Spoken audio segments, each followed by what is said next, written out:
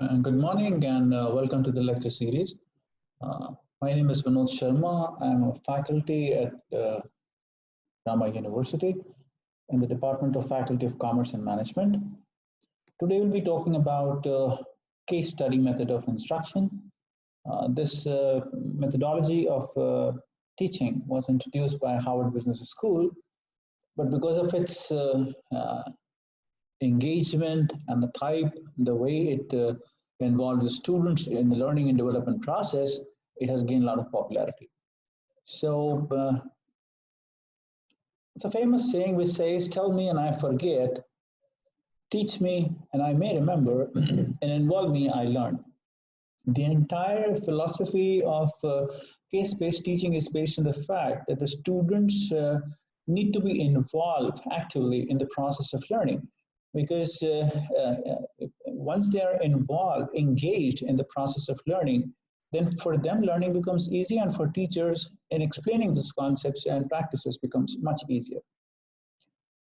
Before I go into the details of case methods and how the case methods help in developing an understanding perspective of a subject, we'll just have to see a quick look that how traditional methods of teaching differs from case methods. So if you look at the traditional methods, it talks about, it's more or less like a monologue, broadcast, dictation. And the interesting and the most dissatisfying thing is that it's a very passive form, right? Passive means that students are, they are there in the class, but physically, but may not be there presence or involved in the classroom mentally. It's just that there's one-way broadcast from the teacher, and the students are listening and taking notes. When it comes to the case method, the interesting part is that here there is no dictation, there is no broadcast going on. It's like that you have to read the case, develop a scenario, develop a perspective for the case. Then you have to participate in the group discussion. You have to participate or engage yourself in the various aspects of learning, reading, comprehending, writing, presenting. And this makes the process of learning very active. In other words, in case methods, the students are at the center. And the job of the teacher is as a facilitator. That means the teacher has to just ensure that the students are, thinking, in a guided way, the way the case wants or the way the facilitator wants it to do. Case study is a very systematic method, and it is more of an experiential learning. That's, as I mentioned earlier, active engagement. That means you have, as a student go through the case methods of learning, he or she has to be actively participating in that scenario, that is the case scenarios, where they have to experience as a protagonist that what would they be doing had they been in that very situation. So that's an extreme way of talking. But as we explain students, or as I explain you the advantages of case-based learning, the first and the foremost thing is, because of the active engagements, I can experience, I can feel, I can connect with the situations, the problem, and comprehend and develop my own scenarios, visualize what I could have been doing had I been in that very situation. That's very interesting. Now, case study is like assigning scenarios and developing scenarios. So there are two things. One is assigning scenarios, and the other is developing scenarios. Now, as we go through the case studies, right? We connect with those, plot. We connect with the story. We connect with the narration, and when we connect with the narration, in a way, we start visualizing. We start developing a scenario. What would have been at that point of time when the person or with the concentration at that point of time, which is we talked about the case.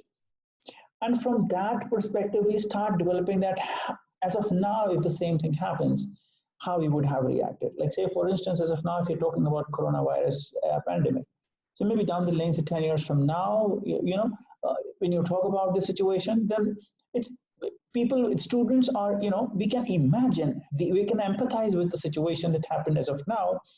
And when down the lane, 10 years down the lane, when people will be reading about this pandemic, they could easily connect it, and they could visualize that at that point of time when people were able to do that much, if it happens now or something repeats like that of the nature, then what they could have or what we could have done it 10 years down the lane, right? Uh, Case methods is basically involves a lot of observations, a lot of recording, analysis, implementing, concluding, and recommending. Now, these are the phases, these are the parts which a normal student has to go undergo when he or she reads the case. As I said earlier, case study is a very systematic and methodical way of narration of an event or an occurrence of an event.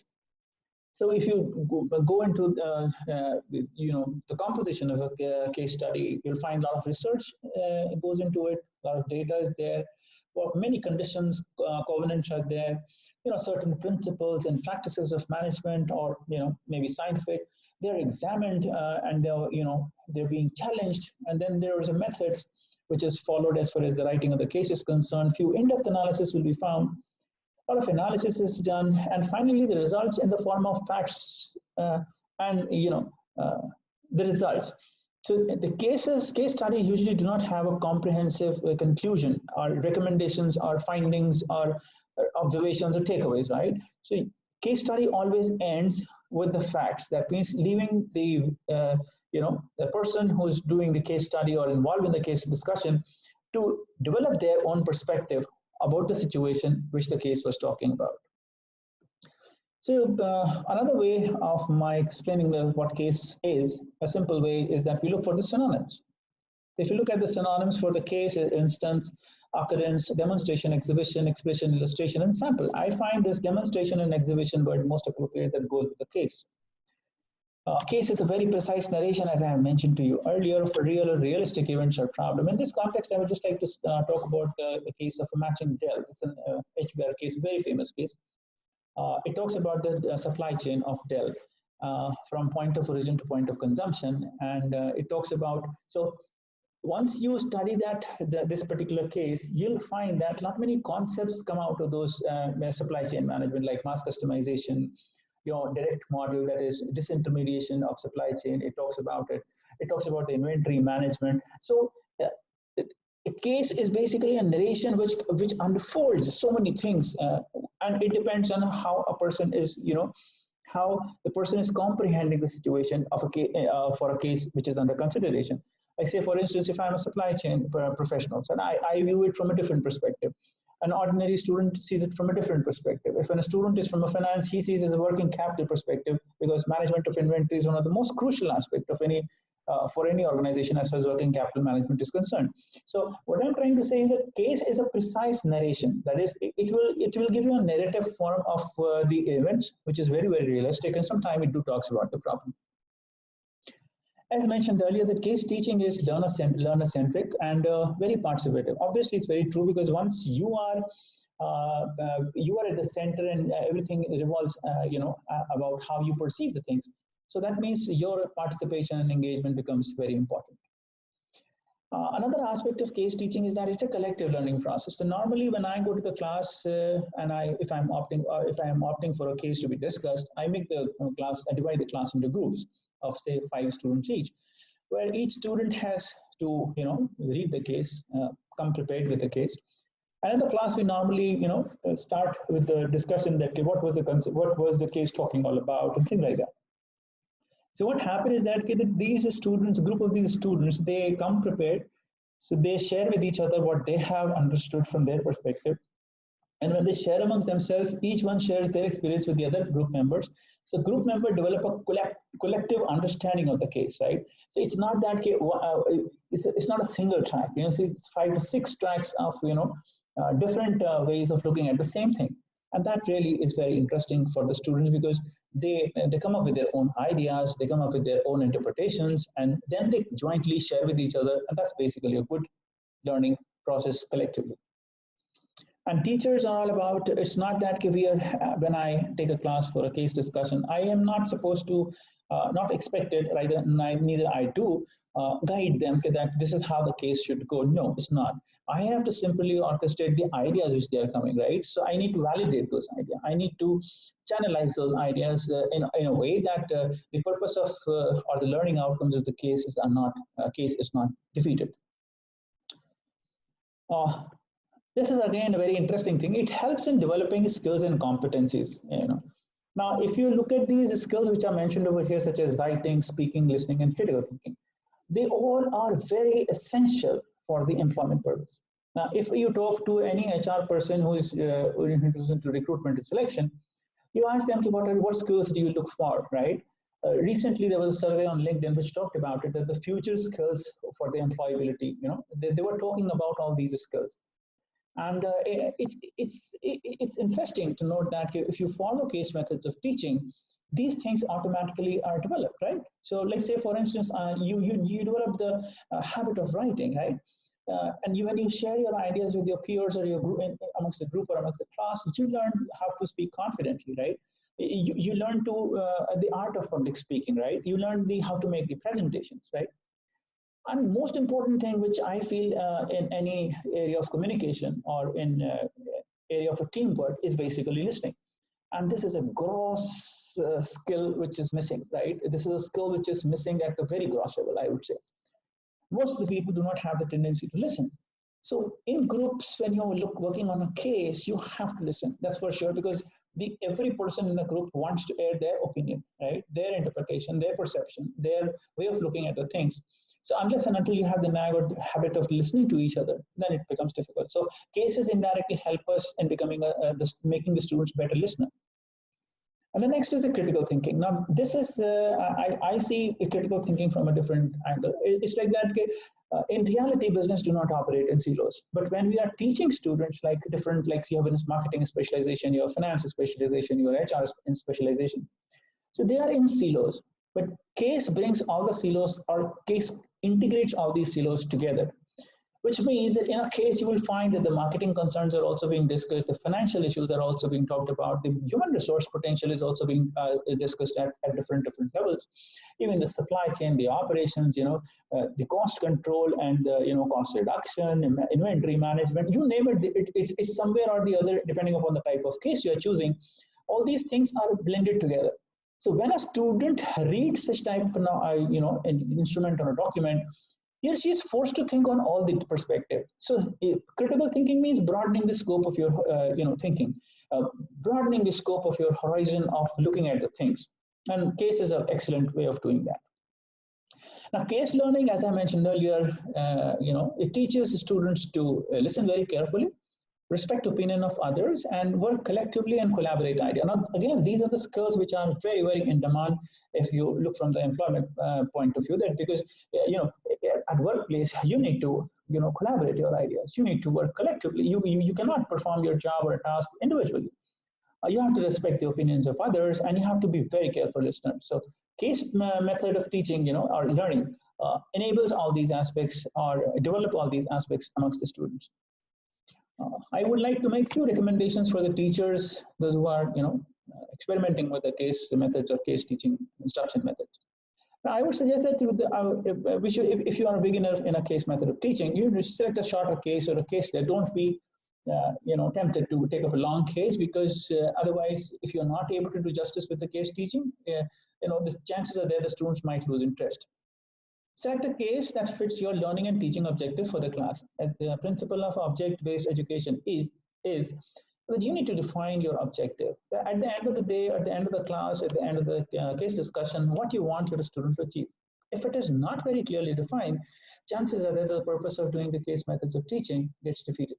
So be very clear. Don't go randomly about a case. Like, say, for instance, if you want your students to understand the concept of disintermediation, then you need to validate their ideas and bring it to a point where they understand what disintermediation of a supply chain means.